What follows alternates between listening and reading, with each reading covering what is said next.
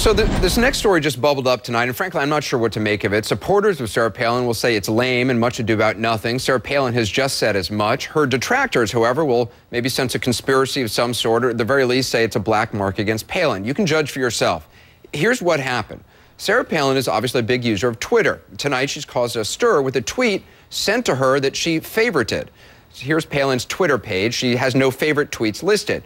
But that's because it's been wiped clean. This is what her page looked like last week, and then she did have a number of favorites cited. The top tweet on her favorites list is one by Ann Coulter. Coulter's tweet says, "My new church, standing in front of Pastor Manning's church. Look at this sign with an exclamation point at the end of that word." This is the sign she's referring to that was posted outside the Atla World Missionary Church in Harlem, New York. The message reads, "The blood of Jesus against Obama. History made 4 November 2008. A Taliban Muslim illegally elected President USA Hussein." The head of the church is a pastor named James David Manning. In the past, he's called candidate Obama a liar, a pimp, and trash. Palin's favoriting of the tweet has been picked up by a number of news organizations, and we reached out to her office tonight, but nobody responded. However, Palin told ABC News that she never purposefully favorited any tweet, that it was obviously an accidental favoriting, and that she has had to check her BlackBerry to see if favoriting function was even possible. But then the question is, how does she explain all those other favorites that used to be on her Twitter page? An October Vanity Fair article about Palin referred to Rebecca Mansour, staffer at Sarah PAC, who insisted to a reporter that anything that goes out on Twitter under Palin's name is in fact from Palin. So let's talk to the man who started all this, Mark Lamont Hill, a professor at Columbia University, who took the photo of that sign and tweeted it to Ann Coulter. You did this basically as a joke. I guess you have, what, some running thing with Ann Coulter? Yeah, there's like one thing in the world that Ann Coulter and I agree on, and that's that Pastor Manning is nuts. And one of the things we do is we make jokes about Pastor Manning. And so I happened to be walking through Harlem, and I took a picture of the church and sent it to her because the sign was obviously absurd. It was obviously xenophobic. There were all these bad things about it. And I sent it to Ann, and we were both laughing about how absurd the church is and how absurd the sign was. And then lo and behold, Sarah Palin favorites it. So Sarah Palin, however, wasn't in on the joke. She retweeted basically the picture saying this is her new favorite church. Did she say this is my new favorite church, or did you say that? Ann Coulter said, this is my new favorite church as part of the joke. So she's obviously saying that tongue-in-cheek. I mean, she says a lot of outrageous things, but she does have a sense of humor, and clearly there's a sense of humor in that tweet. Then it gets on Sarah Palin's favorite list. We don't know if it was put on that list because of Sarah Palin thought it was funny, or somebody in Sarah Palin's group thought it was funny, or didn't get the joke. I mean, just to be completely fair, we have no idea why it was put on there. Right. We don't know what Sarah Palin was thinking. I mean, do we ever know what Sarah Palin's thinking? But it's safe to say she wasn't in on the joke because I had no communication with Sarah Palin about the joke. But she might have been in on the joke because it was from Ann Coulter, and clearly Ann Coulter saying this is my new favorite church. You know, you could be interpreted as a funny comment to those who like Ann Coulter and, you know, just think it's funny.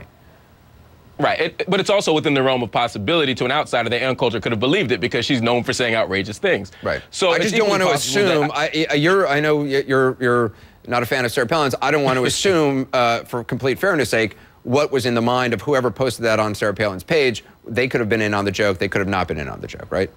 That's it. But the thing is, and agreed, I mean, we don't know what Sarah Palin's thinking. However, Sarah Palin insists that everything that comes through Facebook, everything that comes through Twitter is directly through her and from her, not from a handler. So at the very least, we know she's the one who did it based on her own words. And they've clearly now taken that off the page. So clearly somebody who controls that page has a sense that we should just take this off. It's not a good idea.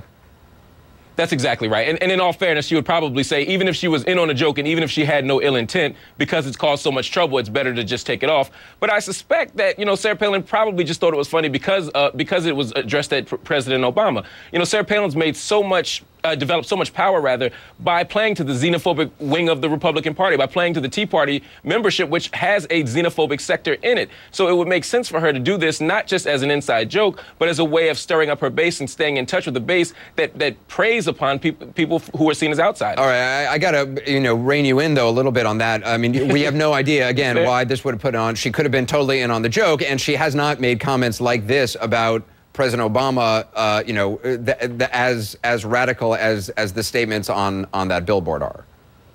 No, that's exactly right. And again, I don't necessarily believe that Sarah Palin thinks it's true. But again, I think part of how she stays with her base is to play on these narratives. That's what I'm saying. Yeah, I would doubt that Sarah Palin believes that he's a Taliban Muslim. Are you going to think twice before other people tweeting believing again? it. Well, if it gets Sarah Palin in trouble, I might tweet even more. All right. Mark Lamont Hill, I appreciate your time. We're trying to clear this thing up. Earlier this week, Politico.com posted an article in which anonymous Republican sources said that after the midterms were over, the goal of the GOP establishment is to derail a Palin candidacy in 2012. Sarah Palin criticized the article. Jim Vandehei co-authored the article. I spoke with him just a short time ago. So, Jim, there's obviously the possibility that Sarah Palin herself didn't mark that tweet as a favorite, but her aides in the past have tried to make clear that Sarah Palin is responsible for everything on that Twitter page. In October's issue of Vanity Fair, a Palin staffer named Rebecca Mansour was quoted as saying, anything that goes out under Palin's name is hers. I mean, I'm skeptical that everything that goes out is hers, but if they're taking credit for it, they're taking credit for it. But the truth is, Anderson, this is why the establishment in Washington is so nervous about her actually running for president. And trust me, they think she is going to run for president and that she could win the nomination. And that scares the Republican establishment. Not one or two members, virtually every single person I talk to in Washington is fearful that she'll run because they think that she would be an unmitigated disaster for the Republican Party, because they don't think that she can control herself or that she could win the nomination. You authored the article in Politico recently, which Sarah Palin herself objected to, and you know, citing all these anonymous sources. But the people you talked to, I mean, were mainstream Republicans in the establishment, high-profile people. Right, and it's a worst-kept secret in Washington. There's nobody in the establishment that I've talked to on background that wants her to run for president. I think that she knows that. Nobody, and almost every person you talk to knows that, and I think it's the reason she went on Fox Business News the day after she was critical of that story and basically said, yes, the establishment doesn't want me to run, because she knows it's sort of her against the establishment. That's her appeal. There's no doubt she's a force in Republican politics. She can turn out a crowd like no other. She can generate news and controversy like no other. If she did run, she would be formidable. But the establishment doesn't want her to run because they feel, you know what, she can't win the middle. She could not win the country. She might win the primary, but she would give Obama the presidency. That's why they're nervous. And Mark Lamont Hill apparently tweeted this photo originally as a joke to Ann Coulter, who retweeted it. We don't know whether Sarah Palin was in on the joke and saying that this was her favorite or not. Do you think this tweeting story is just much ado about nothing? I mean, do you think it'll blow over very quickly? I mean, the truth is, I don't know the specifics about what she did with this tweet. What I do know is that she's often on Twitter. She's often sending out things and stirring up controversy. She's come after Politico twice in the last week on Twitter in very specific and direct ways. That's the way that she operates. And her supporters love it. They love it when she's attacking the quote-unquote lamestream media. It's her against the establishment. It's her against Washington. That's her appeal. We've obviously reached out to Palin camp for a comment on this whole Twitter retweeting of a picture saying it was her favorite.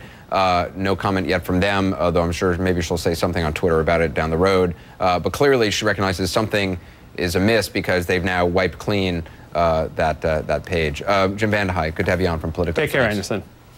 And since we taped that, Sarah Palin still hasn't responded to CNN's request for a comment, but she did tell ABC News that she never purposefully favorited any tweet. She didn't even know she could do it. She added it was an obvious accidental favoriting. So let's move on. Jim Vandehei there talking about unnamed Republicans concerned about a Palin presidential run. Could she actually win? A new CNN poll shed some light on her chances. Plus, John King is at the magic wall crunching the numbers on another question. How close a race would it be if Palin went head-to-head with President Obama in 2012? James Carville and Andy Card weigh in as well. Hold it right there. The Republicans lie. They want to see you dead. They'd rather make money off your dead corpse. They kind of like it when that woman has cancer and they don't have anything for her. That's how the insurance companies make money, by denying the coverage. My God, Democrats, what's wrong with you? You can't deal with these people at all.